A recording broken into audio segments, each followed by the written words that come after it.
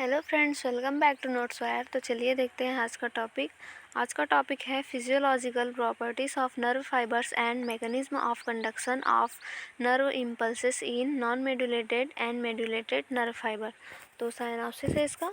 Introduction, definition, physiological properties of nerve fibres, mechanism of nerve impulse conduction, importance of nerve fibre properties and impulse conduction, conclusion, reference. Introduction है, nerve fibres nervous system का essential part है जो electrical signals को transmit करके body के different parts के बीच communication establish करते हैं। इनकी physiological properties nerve impulse conduction को रेगुलेट करती है। नर्व फाइबर्स दो टाइप की होती है, medullated nerve fibre and non medullated nerve fibre. Medullated nerve fibre को माइलिनेटेड भी कहते हैं और नॉन मेडुलेटेड फाइबर को अनमाइलिनेटेड नर्व फाइबर भी कहते हैं। नर्व इम्पल्स कंडक्शन का मैकेनिज्म इन दोनों टाइप्स में अलग अलग होता है।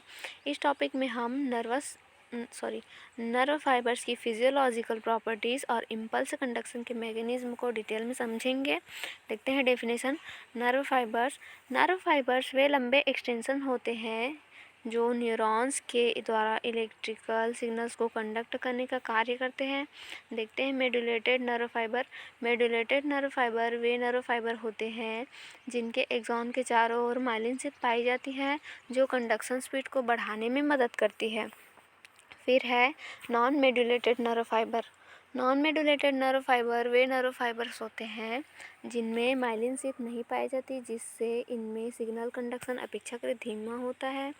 फिर देखते हैं physiological properties of nerve fibres की कुछ महत्वपूर्ण फिजियोलॉजिकल प्रॉपर्टीज़ होती है जो उनकी कार्यप्रणाली को नियंत्रित करती है और यह तय करती है कि वे किसी इम्पल्स के प्रति कैसी प्रतिक्रिया देंगे। ये गुण नर्व सिग्नल ट्रांसमिशन में महत्वपूर्ण भूमिका निभाते हैं। फिर देखते हैं एक्सिस्टेबिलिटी।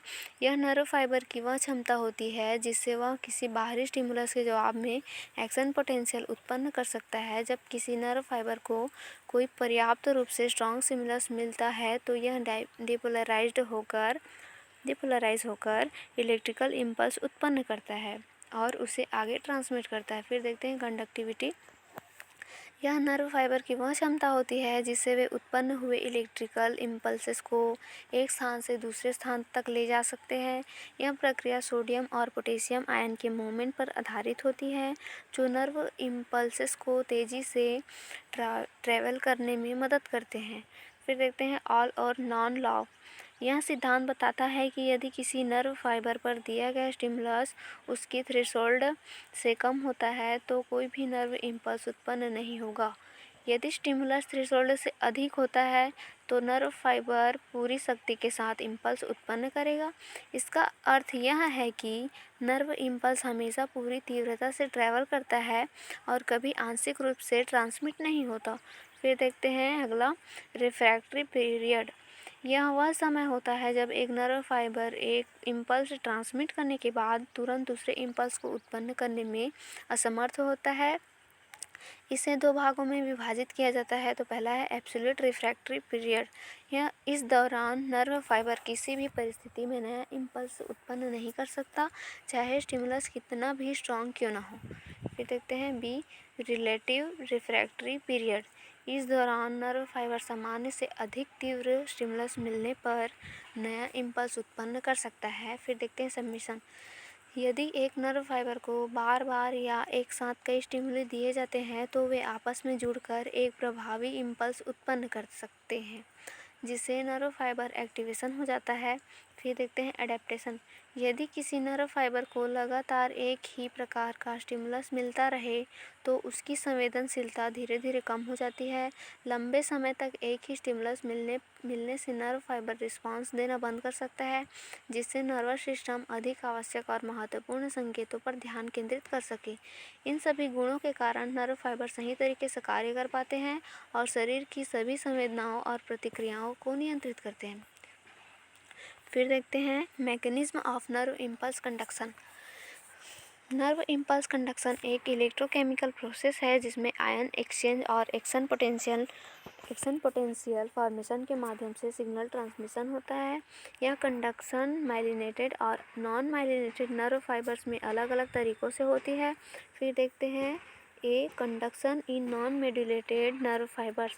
नॉन मेडुलेटेड नर्व फाइबर्स में इम्पल्स कंडक्शन कंटिन्यूस मैनर में होता है, क्योंकि इम्पल्स पूरे एक्सॉन में सीक्वेंशियली ट्रैवल करता है, जिससे यह प्रक्रिया धीमी होती है।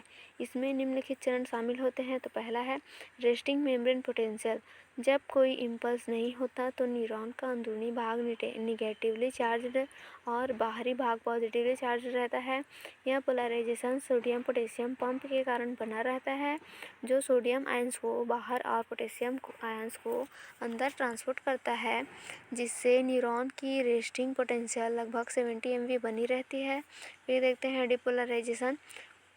जब न्यूरॉन को कोई स्टिमुलस मिलता है तो सोडियम चैनल्स खुल जाते हैं, जिससे सोडियम आयन तेज़ी से न्यूरॉन के अंदर प्रवेश करते हैं। इससे अंदरूनी चार्ज नेगेटिव से पॉजिटिव हो जाता है और एक्शन पोटेंशियल जनरेट हो जाता है। फिर देखते हैं प्रोपेगेशन ऑफ इम्पल्स। उत्पन्न हुआ डिपोलराइजेशन आगे आगे मूव करता जाता है, जिससे इम्पल्स धीरे धीरे पूरे एक्सॉन में ट्रैवल करता है। फिर है नॉन मेडुलेटेड नर्व फाइबर में कंडक्शन स्लो होता है, क्योंकि इम्पल्स को पूरे एक्सॉन सेगमेंट से गुजरना पड़ता है। देखते हैं रिपोलराइजेशन। जब इम्पल्स गुजर जाता है तो neuron original negative charge regain करता है। इस दौरान पोटेशियम चैनल खुल जाते हैं और पोटेशियम आयन बाहर निकलते हैं, जिससे न्यूरॉन की मेम्ब्रेन फिर से पोलराइज्ड हो जाती है। फिर B conduction in medullated nerve fibres. Medullated nerve fibre में एक्सॉन के चारों ओर माइलिन शीथ पाई जाती है, जो कंडक्शन को अधिक तेज बनाती है। इसमें इम्पल्स कंडक्शन सॉल्टेटरी मैनर में होता है, जिसमें इम्पल्स नोड्स ऑफ रेनवियर पर जंप करता है। इसमें निम्नलिखित चरण होते हैं। तो पहला है सॉल्टेटरी कंडक्शन या jumping impulse transmission. Myelinated axon में माइलिन शीथ इम्पल्स कंडक्शन को स्पीड अप करने का कार्य करती है। इम्पल्स पूरे एक्सॉन में ट्रैवल करने के बजाय सीधे नोड्स ऑफ रेनवियर पर जंप करता है। यहाँ माइलिन नहीं होता। इस प्रक्रिया को सॉल्टेटरी कंडक्शन कहा जाता है, जिससे इम्पल्स कंडक्शन बहुत तेज हो जाता है। फिर सेकंड है एडवांटेज ऑफ सॉल्टेटरी कंडक्शन। तो पहला है A fast transmission. Non medullated fibres की तुलना में सिग्नल बहुत तेज़ी से ट्रैवल करता है, जिससे रिफ्लेक्स एक्शन तेज हो जाते हैं। फिर B energy efficient. Sodium potassium pump कम एनर्जी कंज्यूम करता है, क्योंकि आयन का मूवमेंट केवल नोड्स ऑफ रेनवियर पर होता है, पूरे एक्सॉन पर नहीं। फिर देखते हैं अगला importance of nerve fibre properties and impulse conduction. तो ए है importance of nerve fibres properties. Nerve fibres की विशेषताएं जैसे एक्सिस्टेबिलिटी, कंडक्टिविटी, ऑल और नॉन लाव, रिफ्रैक्टरी पीरियड, सबमिशन और एडेप्टेशन उनके कार्य करने के तरीके को निर्धारित करती है। इनकी निम्नलिखित महत्वपूर्ण भूमिकाएं हैं। तो पहला है रैपिड सिग्नल ट्रांसमिशन। एक्सिस्टेबिलिटी और कंडक्टिविटी के कारण नर्व फाइबर तेज़ी से इम्पल्सेस ट्रांसमिट कर पाते हैं, जिससे शरीर त्वरित प्रतिक्रिया दे सकता है। सेकेंड है controlled response mechanism. Refractory period neurons को ओवर एक्साइटेशन से बचाने में मदद करता है और सिग्नल ट्रांसमिशन को नियंत्रित करता है। देखते हैं एफिशिएंट कम्युनिकेशन ऑल और नॉन लाव। यह सुनिश्चित करता है कि इम्पल्स पूरी तीव्रता से ट्रांसमिट हो, जिससे सिग्नल्स कमज़ोर ना हो। फिर है adaptation of stimuli. Continuous stimulation की स्थिति में एडेप्टेशन न्यूरॉन्स की प्रतिक्रिया को नियंत्रित करता है, जिससे अनावश्यक इम्पल्सेस को रोका जाता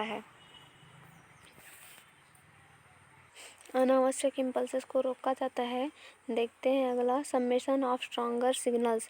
वीक स्टिमुली के मिलने पर सबमिशन का कार्य न्यूरॉन्स को आवश्यक थ्रेशोल्ड तक पहुंचने में मदद करता है, जिससे इम्पल्सेस उत्पन्न हो सके।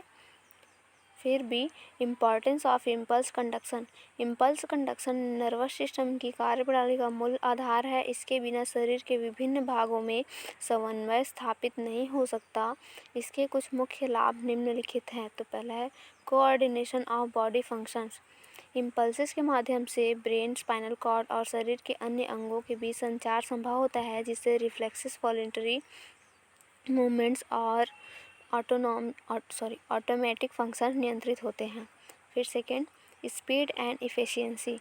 माइलिनेटेड फाइबर में साल्टेटरी कंडक्शन इम्पल्स ट्रांसमिशन को तेज़ बनाता है, जिससे सेंसरी और मोटर रिस्पॉन्स तेज़ी से होते हैं। फिर देखते हैं अगला, energy conservation. Saltatory conduction sodium potassium pump की एनर्जी की खपत को कम करता है, जिससे न्यूरॉन्स अधिक समय तक प्रभावी रूप से कार्य कर सकते हैं। फिर अगला है protection against overload. Refractory period के कारण न्यूरॉन्स लगातार इम्पल्सेस उत्पन्न नहीं कर सकते, जिससे नर्वस सिस्टम को ओवरलोडिंग से बचाया जाता है। फिर देखते हैं reflex action and survival mechanism. तेज़ इम्पल्स कंडक्शन रिफ्लेक्स एक्शन को नियंत्रित करता है, जो शरीर को तुरंत खतरों से बचाने में सहायक होते हैं। फिर है कंक्लूजन। नर्व फाइबर की फिजियोलॉजिकल प्रॉपर्टीज़ और कंडक्शन मैकेनिज्म नर्वस सिस्टम की ओवरऑल एफिशिएंसी को रेगुलेट करते हैं। Medullated nerve fibre fast conduction के लिए एडेप्टेड होते हैं, जबकि non medullated fibre slow conduction के लिए। इनकी स्टडी से हमें न्यूरोलॉजिकल डिसऑर्डर्स को समझने और उनका इलाज करने में मदद मिलती है। रेफरेंस है human anatomy and physiology by Tortora, human physiology by G.C. Chatterjee. Friends, अगर वीडियो पसंद आया हो तो please like share and subscribe करना ना भूलें। Thank you for watching.